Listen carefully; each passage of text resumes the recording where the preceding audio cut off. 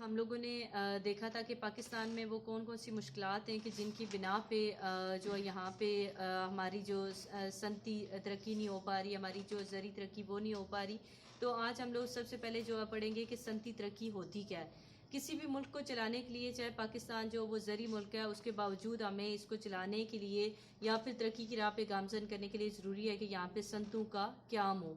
अगर आजकल हम लोग देखें कि कौन कौन सी हमें मुश्किलात आ रही हैं, सबसे पहले वो देखते हैं। तो उसमें सबसे मेन चीज़ ये है कि जो छोटी मोटी आपकी घर की सनतें थी वो लोगों ने आप लगानी छोड़ दी हैं। जो ख़वातीन होती थी जो वो दो या दो से ज़्यादा मिल के, बल्कि 10 तक की तादाद जो छोटी सनत के लिए ज़रूरी होती है, वो सारे लोग मिलते थे। जो कारपेट्स वगैरह का वो बनाते थे। उसके अलावा बाकी जितनी भी छोटी मोटी जितनी सनतें, मतलब डेयरी फार्म है, उसके अलावा शहद बनाने की जितनी जो सारे लोग मिलके करते थे, तो वो जो छोटी मोटी चीज़ें थी उनको अब हम लोगों ने निगलेक्ट करना शुरू कर दिया है। तो इसलिए जो छोटी सनतें अगर किसी भी मुल्क में वो जो है लगी होंगी या फिर लोग उस पर सही तरह से काम कर रहे होंगे, तो यकीनन मुल्क की तरक्की में एक अहम हिस्सा उनकी तरफ से शामिल हो जाता है। सेकेंडली, हमारे पास बाहरी सनतें पाकिस्तान में ज़ाहिर पेट्रोलियम से बनने वाली जितनी भी अशिया हैं वो सारी बाहरी सनतों में आ जाते हैं, जिनमें ऑटोमोबाइल जो है वो इंडस्ट्री आ जाती है, सीमेंट है, खाद है, बाकी जो गाड़ियाँ वगैरह बनाने की जो सनतें हैं। तो सबसे पहले हमें ये जायज़ा लेना होगा कि किस चीज़ की यहाँ पे जो वो तलब ज़्यादा है। तो जो जो तलब ज़ाहिर बढ़ती है, तो साथ साथ रसद में आप इजाफा अगर साथ साथ करते जाते हैं, तो वो चीज़ ज़्यादा जो वो सरमायाकारी के लिए ज़्यादा अच्छा रहता है। और सबसे बड़ी बात कि सरमायाकार को ऐसा माहौल यहाँ पे प्रोवाइड किया जाए कि वो आसानी से अपने सरमाए को यहाँ पे पाकिस्तान में लगाने के लिए तैयार हो जाए।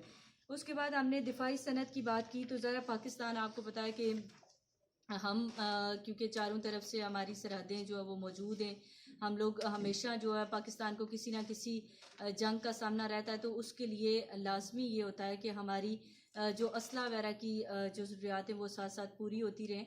तो उसके लिए भी लाजमी है कि हम लोग जो वो उस सनत को ज़्यादा से ज़्यादा जो वो तरक्की देने की कोशिश करें। उसके बाद ज़राए मवासलात आ जाते हैं, नकलो हमल है, वो भी ज़रा किसी भी मुल्क की तरक्की के लिए बड़ा अहम किरदार अदा करते हैं। अब लवाज़मात में क्या चीज़ें आ जाती हैं कि सबसे पहले जब आप सनत लगाते हैं तो उसमें आपको देखना पड़ता है कि आपकी इलाके में सनत है कौन सी सूटेबल, या कौन सी ऐसी सनत है जिसकी आपके इलाके में ज़्यादा ज़रूरत है।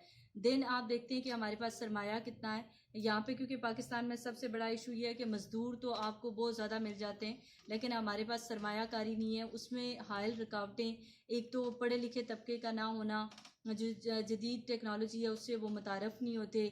उसके अलावा जो है वो हमारी बार बार जो सियासी जो रद्दोबदल है, हर हुकूमत जो नई आती है उसकी अपनी अपनी पॉलिसी जो है वो इंट्रोड्यूस करवा देती है। यूँ जो पॉलिटिकल स्टेबिलिटी नहीं है, उस वजह से भी आपके जो सनतों में काफ़ी ज़्यादा जो वो हायल रुकावटें हैं। लेकिन अगर हम चाहते हैं कि पाकिस्तान की सनतें जो वो तरक्की करें, तो उसके लिए लाजमी ये है कि ज़राअत के शोबे को हमें तरक्की देनी है। हमें जो चीज़ें यहाँ पे जैसे सूती कपड़ा की सनत है, उसके अलावा जो चीज़ें यहाँ पे ज़्यादा से ज़्यादा जिनमें पैदावार में हम इजाफा कर सकते हैं उसमें हम जो हमें करनी चाहिए। उसके अलावा बैंकारी के निज़ाम को हमें बेहतर बनाने की ज़रूरत है। हमें टेक्नोलॉजी की किल्लत को ख़त्म करने की ज़रूरत है। हमें लोगों को एजुकेट करने की ज़रूरत है। और साथ साथ हमें जदीद जितनी भी चीज़ें आ रही हैं उनमें ट्रेनिंग्स में अपने जो जितने भी हमारे इंजीनियर्स हैं या फिर जो भी इससे सनत से रिलेटेड लोग हैं, उन्हें जदीद जो है ट्रेनिंग्स देने की हमें ज़रूरत है।